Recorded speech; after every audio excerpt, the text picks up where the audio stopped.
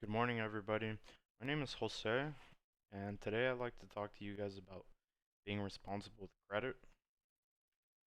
You tired of receiving that monthly statement in the mail or struggling to keep up with your payments? You're not alone. I like to tell my classmates to take it easy with credit and not to overspend. Now is the time to think a little before making that big purchase. Of course, I'm assuming that all of us have credit. That might not be the case. None of us want to be in debt, and I want to persuade you guys to take it easy with your credit and keep that score at a healthy level.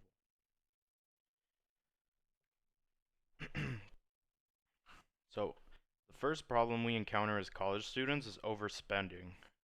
We tend to spend, well, I don't know everybody's financial status, but for myself, I tend to spend more than I can, and that's one of my big problems. But as far as compulsive spending, Agatha Macron and Peter Schofield from Sheffield Hallam University of the UK did a study in 2019 about what causes young people to spend compulsively. And it turns out most of those people had a mild case of CBB, which is compulsive buying behavior. Those people said that they tended to feel anxious when they didn't shop, which brings me to my second point, which is retail therapy. So, Caroline Gregor from the Huffington Post wrote an article in 2013 that says one out of three people use retail therapy to alleviate stress. Often found, those people were often found to be very anxious people. They also happen to be stress eaters and stress exercisers. The only exception to overspending, in my opinion, is emergency funds. You know, um, Kathleen Elkins at CNBC did wrote an article in 2019 about how much money is enough money to set aside for in case of emergencies, and they came to a conclusion that 3 to 6 months worth of income is the healthy level uh, to be comfortable in case of an emergency. Robert Harrington at the College Investor, he wrote an article in 2019, and the question that he answered was, do college students need emergency funds? His answer was absolutely. Um, he did a survey, and out of that survey, 61% of the people that completed the survey didn't have $1,000 in their savings account set aside for emergencies. And 19% of those people said that they would use their credit card to pay the emergency off. What constitutes an emergency? It could be anything from a broken down car to having to visit sick family, water pipes bursting, or hospital bills. You have a bad credit score? You can fix it with these steps. Experian.com lists that you can fix it by checking your credit score. Not too frequently, but uh, I'd say maybe around every couple months, maybe every 3 months. You can improve your payment history, you know your credit utilization rate, and you should be considering how many credit accounts you have. You should be thinking about your credit history, and you should be weary of new credit.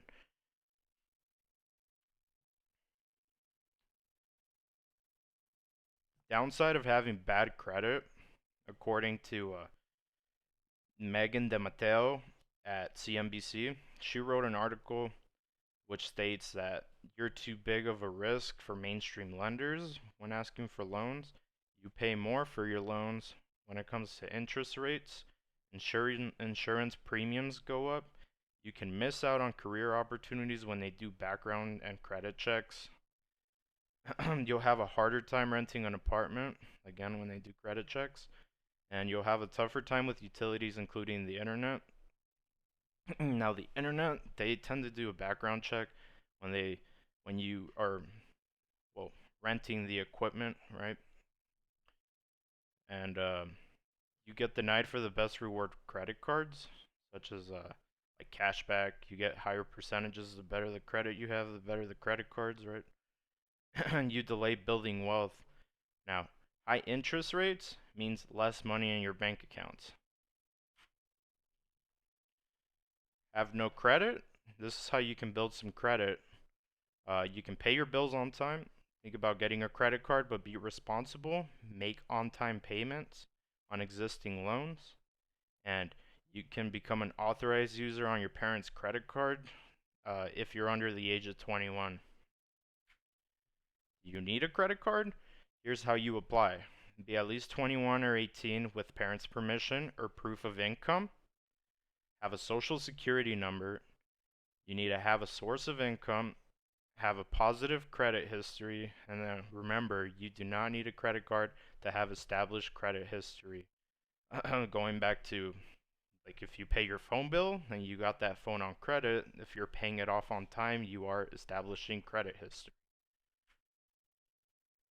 Now, jumping on to the benefits of good credit, you get lower interest payments or on houses, and also you might not have to do such a big down payment on them.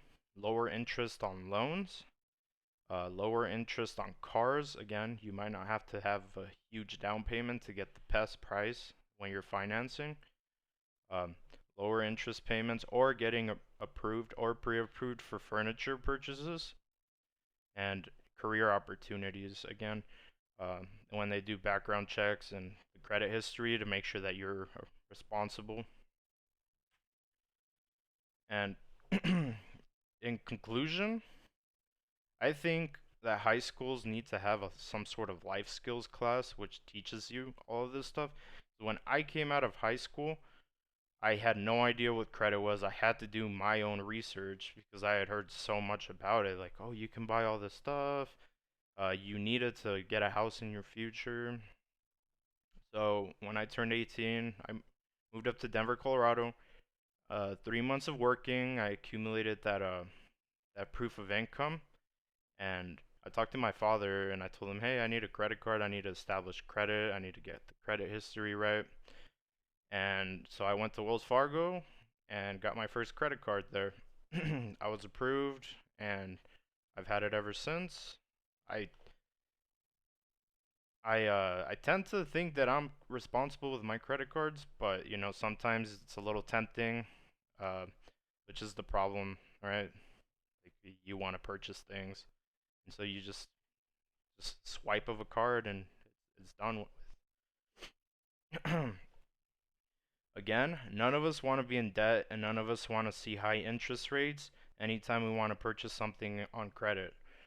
And we should all be getting into the habit of spending wisely unless it's an emergency. Now, I think we will all feel so rewarded when we see that high credit score and that healthy credit history we have accumulated. Now, I like to leave you guys with this. Next time somebody offers you a credit line, think twice and make sure you're in the best position to accept. Thank you.